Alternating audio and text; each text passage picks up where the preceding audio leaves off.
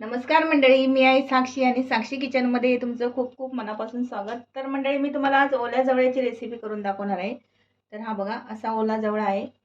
हा व्यवस्थित साफ करून घ्यायचा आणि स्वच्छ धुवून घ्यायचा। हा बघा असा। आणि आता त्याच्यामध्ये साहित्य काय काय लागणार आहे ते मी तुम्हाला दाखवते। तर हा टोमॅटो घेतलाय, 2 कांदे घ्यायचे, कांदा थोडा जास्तीच घ्यायचा। आणि मी कैरी घेतले बारीक चिरून, तुमच्याकडे असेल तर टाका, नाहीतर कोकम टाकलात तरी चालेल। आणि ह्या 2 हिरव्या मिरच्या घेतलेल्या आहेत आणि कोथिंबीर। चला तर मग पहिलं मी तेल टाकून घेते। तेल आपलं गरम झालं, आता मी थोडा कढीपत्ता टाकते।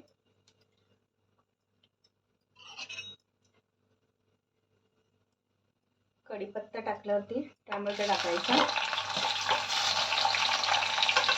आणि कांदा एकत्रच मिक्स करून घ्यायचं सगळं, आणि मिरची पण।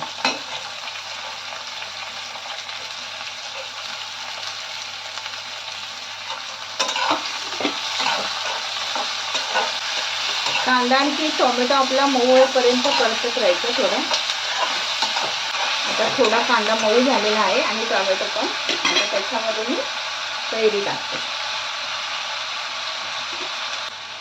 आता याच्यामध्ये थोडं मीठ टाकते, थोडंसं मीठ टाकायचं, कारण नंतर पण थोडं मीठ टाकणार आहे म्हणून। आता याच्यामध्ये मी हिरवी मिरची पण घेतली आहे 2, आणि तरी पण मी लाल मसाला पण वापरणार आहे। जवळा म्हटल्यावर थोडं तिखट लागणारच, तर त्याच्यासाठी मी 2 चमचे मालवणी मसाला घेतलेला आहे। याच्यामध्ये जाईल आता अर्धा चमचा हळद, आणि गरम मसाला पण घ्यायचा, 1 चमचा गरम मसाला घ्यायचा। परत मिक्स करून व्यवस्थित घ्यायचं आहे सगळं।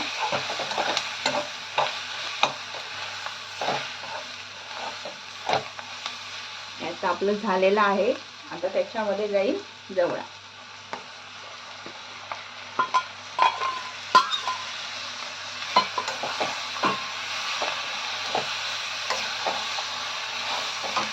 मगाशी मी थोडं मीठ टाकलेलं होतं, आता थोडंसं परत टाकते, म्हणजे चवीनुसार मीठ टाका तुम्ही। ह्याच्यामध्ये जाईल कोथिंबीर। आता जवळ्यामध्ये पाणी वगैरे काहीच घालायचं नाही, हे आता आपल्याला वाफेवरती करायचं आहे। पाणी अजिबात घालू नका। व्यवस्थित झालेलं आहे आता हे वाफेवरती आपल्याला करायचं आहे। तुम्ही एक 5 मिनिटं झाकण ठेवते। एक 5 मिनिटं झालेले आहे, तुम्हाला दाखवते मी आता कसा तयार झालेला आहे तो। हे बघा, त्याला वाफेवरती शिजवलं की त्याला पाणी सुटतं, म्हणून पाणी याच्यामध्ये अजिबात घालायचं नाही। खूप छान असा जवळा होतो हा। असा मी सांगितलेल्या पद्धतीने केला तर खूप छान बनतो असा जवळा। कैरी टाकल्यामुळे त्याची अजून चव वाढते। तुमच्याकडे कैरी असेल तर जरूर टाका त्याच्यामध्ये, नसेल तर कोकम टाका। बघा, खूप छान सुगंध, वास मस्त येते। एक 10 मिनिटात आपला जवळा तयार होतो। तर आता मी पहिला 5 मिनिटं ठेवलेला होता, तर आता परत काय करायचं, थोडंसं परत तेल टाकायचं त्याच्यामध्ये। हे बघा, आणि परत मस्त असं परतवून घ्यायचं।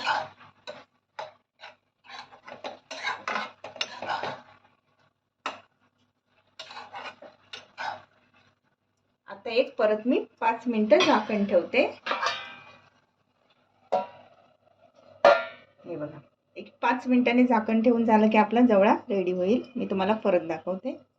एक 5 मिनिटं ठेवला होता, हा बघा।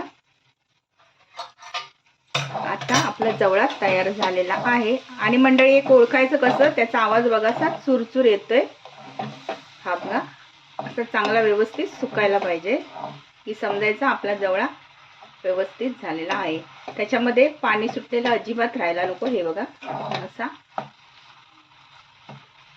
एक नंबर असा झालेला आहे। तर मंडळी, मी सांगितल्याप्रमाणे तुम्ही पण केलात असा माझ्या पद्धतीने, तर तुमचा पण असा एक नंबर असा जवळा तयार होईल आणि चमचमीत झणझणीत झालेला आहे। तर मंडळी, तुम्ही पण असंच करून बघा, आणि माझी रेसिपी आवडली तर लाईक आणि सबस्क्राईब करायला विसरू नका।